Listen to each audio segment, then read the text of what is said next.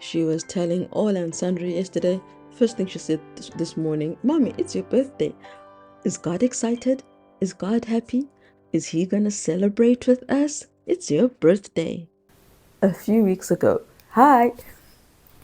A few weeks ago, we jokingly suggested that Vi take the children with her because they were just getting into everything, destroying everything, breaking things, using things they shouldn't use and misusing them and losing them. And we just said, take them to you and your sister. They live they share a room.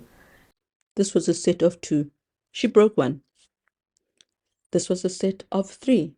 She's lost two out of three, and I rescued this third one. Hair oils, brand new, never used by me, but you can tell someone else used them.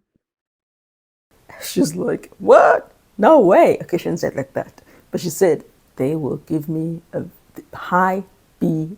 They will give me high BP, high blood pressure, if they come to me.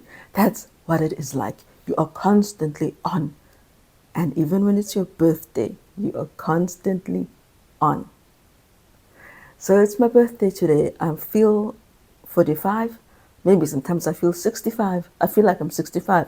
I look at these young, see what I mean? I feel like I'm 65. I see these 50-year-olds, 60-year-olds doing these workout videos, and I can't even put all my weight on one leg, let alone exercise for as long as they can. 10 minutes is my maximum, and then I die. I worsen myself for the next 2 days, but I feel like I need to walk. I need to exercise. I can't. Wow. When I was a child, I thought 45 was like, after 45, you're an old man, you've aged, and you're just a grandpa and you're gonna die. I really thought 45 was it. But I bet if you're a healthy 45, it feels nothing like the end of the world or your own world. But for me, it does, only because of ankylosing spondylitis. Otherwise, I would be fine. Except it encompasses every aspect of life. My school life, the children's school life, my life, how I fall asleep when I'm preparing for their schoolwork because of the medication that makes me fall asleep, plus the chronic fatigue that you wake up with anyway. So AS is there. And a friend asked this morning, how are you? How are you? How is your body? AS doesn't give you a break. It doesn't care that it's your birthday and it's supposed to be a special day. It just is there. So I don't know what to say to you people. I don't know if Rinvoq is it. I don't know if maybe it's at least slowing it down, but maybe there's damage it can't undo, and that's why I'm suffering like this. Possible. It's my birthday. School. My cousin asked how school is. Do I like the curriculum or the schedule? I create everything, so I like it because I choose. In that sense, I choose what curriculum it will be. So I choose it because I like it. But there's this thing called dysgraphia, which has now added to the already heavy burden. So what I don't like is that we have to do and work with dysgraphia. I told you, I had said that I was going to tell you the name of the other curriculum. It's from Jump, Leap and Fly. Jump, Leap, Fly. It is the hands-on stuff, the physical, fine motor things for grade 1. There's also a fine motor kit for grade R, except my little girl, who's probably equivalent of grade R, doesn't have dysgraphia, so there's no point in buying it for her. So I bought her the grade 1 kit, physical stuff. It's physical, hands-on, which means you're watching them. You're not lying down. You have to watch. You have to give suggestions, as you'll see in this next video of my 9-year-old son. Executive functioning, the ability to think, plan, reason, be logical, solve problems. It is behind, as you know. This is extremely sticky. It's like hard. It's hard rock. Hard rock, hard wax. Mickey, can you try pull some glue out?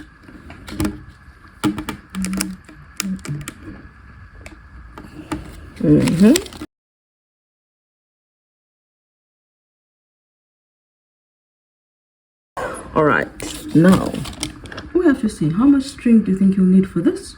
How much blue do you need to actually pull? Keep pulling. You know, you can pull this open so that there's more space to get to the blue. Exactly like that.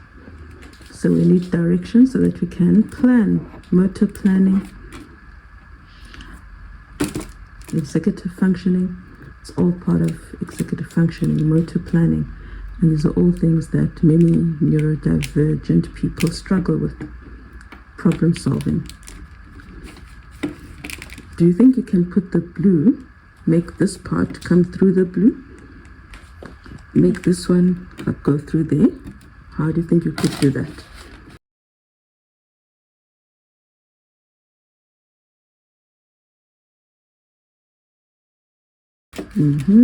See, is this getting easier? Yes. Exactly. So you've got one end, keep going. I'd rather it was too long than too short. Class. All right. Now you have to, let's do this one first. I think this is the easiest one that they have for you.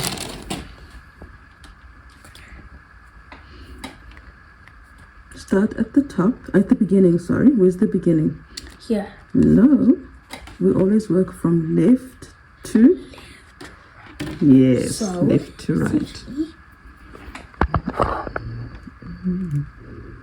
Is that left?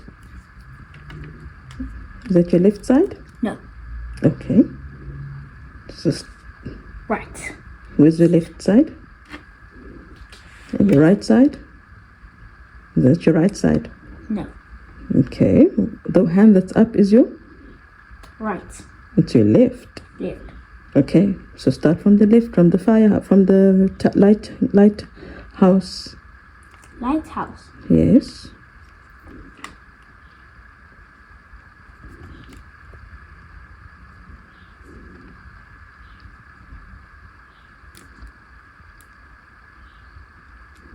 Okay, now you're starting at the lighthouse. But your string isn't starting at the lighthouse, is it? No. Exactly, you can do it like that, I guess. And then you press it down. Is it sticky? Yes. Cool. This is all part of the Happy Handwriter set. Dysgraphia with both kiddies. This helps with fine motor skills. And writing, as we know, is fine motor. So this is part of what I'm now going to add on to school. This stuff that I got from the Happy Handwriter and from, what is the other one that I got it from? I've forgotten now. But that one is like net. Where would I find net? Like lace net curtain? Do you know how expensive that would be just for something to cut up? I need 2 cardboard boxes. You keep going. I'm just telling the people on the video. And I need, what else do I need? There's something, yes, rectangular block crayons. I had never heard of rectangular block crayons till it was on the list of what we need. And it's actually expensive. So I had to order them in some weird place. And they're shipping them soon. It's a lot. It's like 230 Rand, no, 145 Rand for 12. Exactly. Excuse me? Just for 12. And I'm going to do all 3 of you, because all 3 of you struggle a bit with hand skills, don't you? Yes, it's kind of tricky. Okay, stop. I want to ask you something. See the string? Where does it go? Does it go this way? This red path? No. Red path. What happens to it? It goes there. Okay, so how do you then help? Where's the string that was following the path? So you followed the path there, and then the string isn't on the path anymore. So move your hand away from the last part of the string and keep using this part to keep making your shape. So keep going. Use both your hands to hold.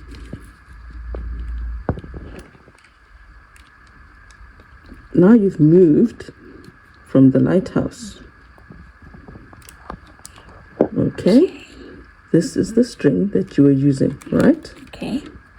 This, ignore that part. You were following the path with this string, right? Okay. And then, so what happens here? Where does the string go that the whale or the fish is using? Okay, so go ahead. So what am I supposed to do? Keep using the string on the path. This string here that you were using. Wouldn't you do that? Yes. Okay, so why haven't you done so?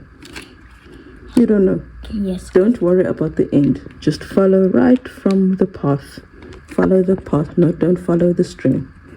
There we go. See? When you follow the path, it's Easier. exactly.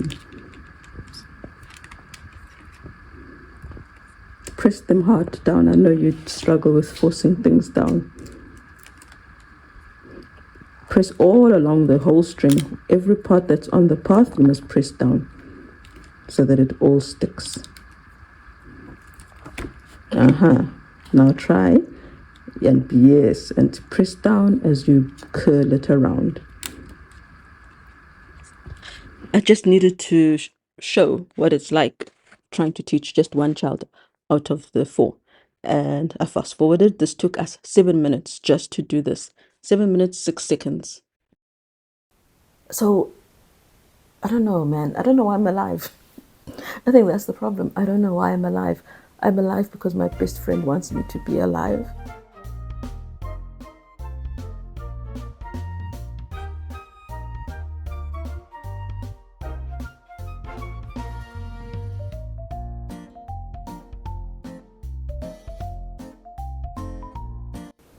I'm alive because somehow I'm blessing her and I feel like she's blessing me. I mentioned in a different discussion when we were doing the Adventist home with my people who are reading it, if it wasn't for her, I would have 0 people with whom to study the Word of God. She is the only one who I am reading with. And we can share anything that we read. She'll say, oh, this reminds me of something. It's something from the Bible. Or I'll say, this verse reminded me of XYZ. I am enjoying. So she's my blessing. I feel like she's alive for me. I'm alive for my children. And I have to stay alive for my children.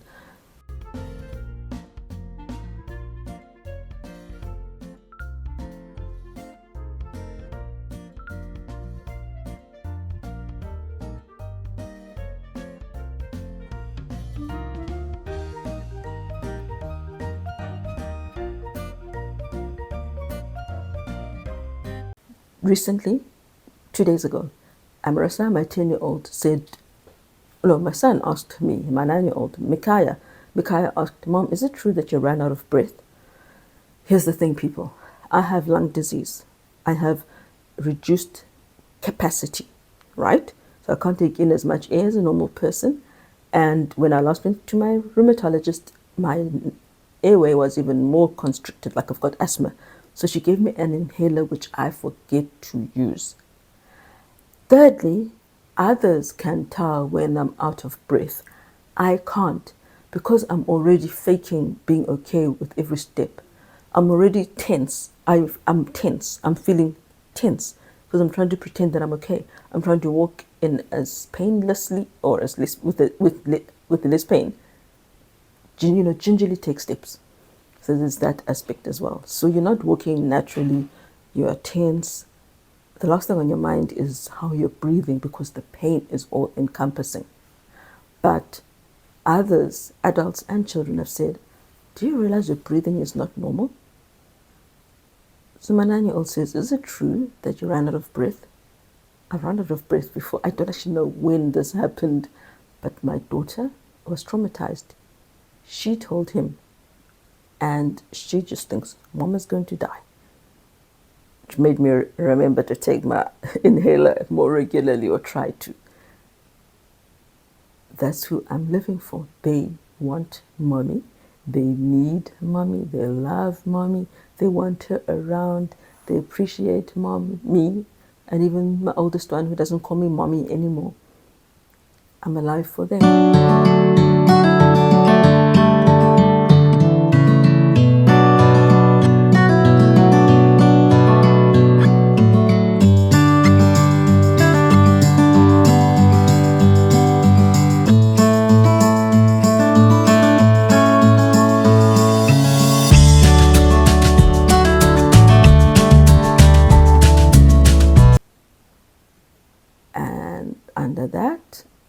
With that said, I will say I'm grateful that I'm alive, even though my 5-year-old attacked our helper yesterday. See, why would she want to take them home with her when they attack her here at home?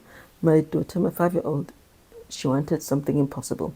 It's a clear plastic ball, and inside it they put a different orange ball that has rattles inside it, or beads, or whatever it is, but it's a rattle inside a clear plastic ball, and she wanted it out. But it's created or made so that you can't break it open. So she pushed her and got angry with her for not going along with her. Today she wanted to eat. I've got IBS. Gluten is my worst nemesis, amongst other things that I can't eat. So I told the children, well, you go choose 2 cakes, because there are many of you. Go choose 2 cakes that you will eat. I won't eat any. No one makes gluten-free cakes just there. There's no supermarket that creates or makes or sells ready-made gluten-free cakes. So I said, you guys go choose the cake that you want, and it's not like I'll eat it anyway. Whatever makes you happy. It's more about them celebrating me allowing them to celebrate me without my being able to celebrate. So they chose the cakes. My 5-year-old, she was swinging. I'd gone to swing her in the garage on a big swing. Would you like some cake? She got off that thing with help, and we came in because it's wide, so she has to reach over and it moves. So yes, we came in, and she wanted to eat the entire thing, the entire cake. She's done that before. We had a cake. I don't know if it was for my anniversary. I can't remember what it was for, but we had a cake. Maybe it was my husband's birthday. We had a cake on the counter. We turn our backs. We come back. I come back. They'd come in from a walk, from a drive, and she was literally stuffing her face. She put her face on the cake and took a big bite of the cake. And she wanted to be able to do that too. So my day was normal.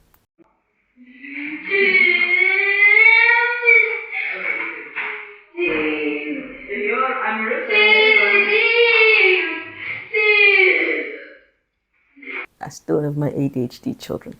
I still have a child who lost it when I told her, you can't eat the whole cake. So we still had tears and crying and anger. I still taught, as always, teaching, doing school.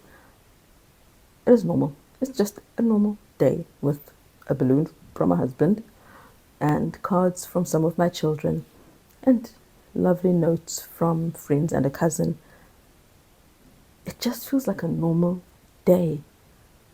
And the wonder of growing older is gone because I feel so sick and I know I'm not going to ever get any better. The silver lining, I did get antihypertensives for my Rinvoq caused high blood pressure. So there's also that at the back of my mind. At the end of the month, I'm going to go to the doctor.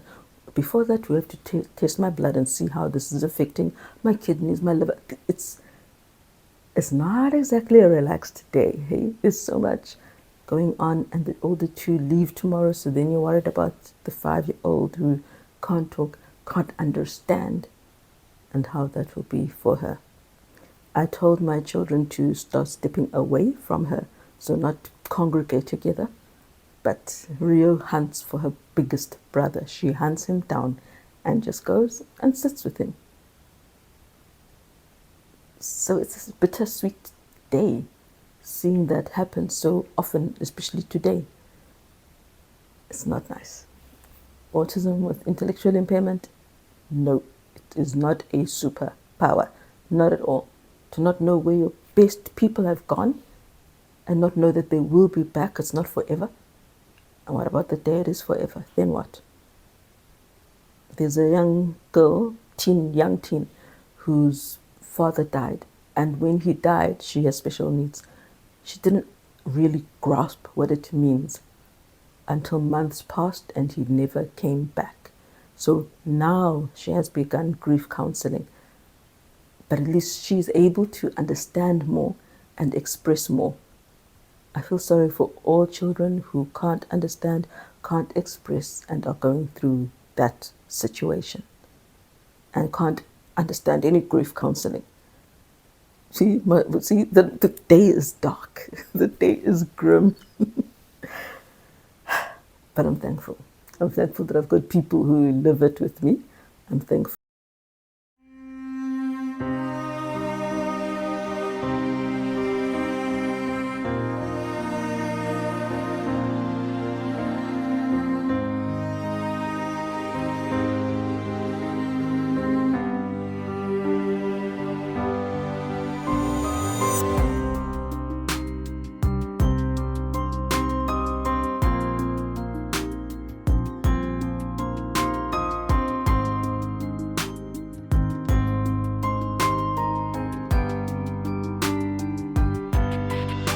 that we have the funds to buy the very complicated dysgraphia stuff which are added onto my already too full plate.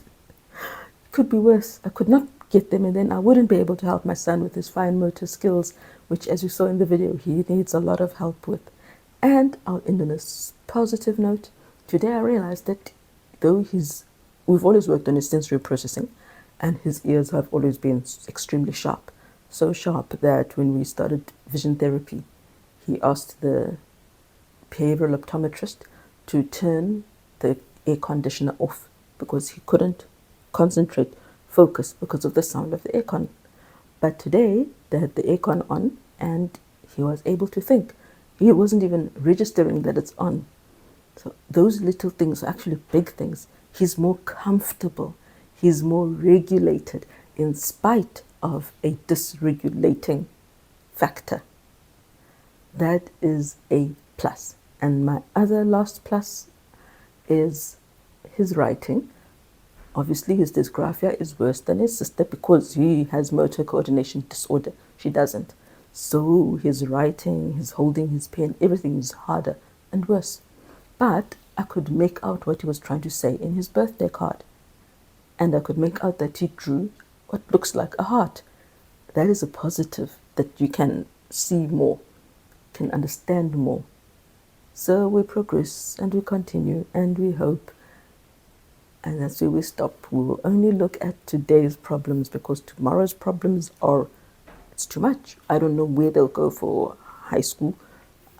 Yeah, so we'll stop there. Today is my birthday. I found it interesting that my brother wrote to me using the name that my father called me by.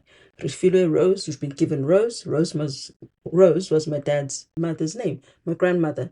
And my daughter, that's what she decided they should put on the journal and mug. Refilwe Rose. We've been given a rose in Sesotho. I thought that was cool. I'm thankful to God for the blessings He's given me. I'm thankful that I matter. We all do, but sometimes you feel like you don't. You feel like, why should I live? So I'm grateful that I'm not at that point. I know why I have to stay alive. Even if I don't want to, I know why I have to. So I'm thankful for that. Happy birthday to me. God bless me. My children forget how old I am, so they keep asking me. But that's part of parenting, ADHD. They're all around, so I've got to say goodbye.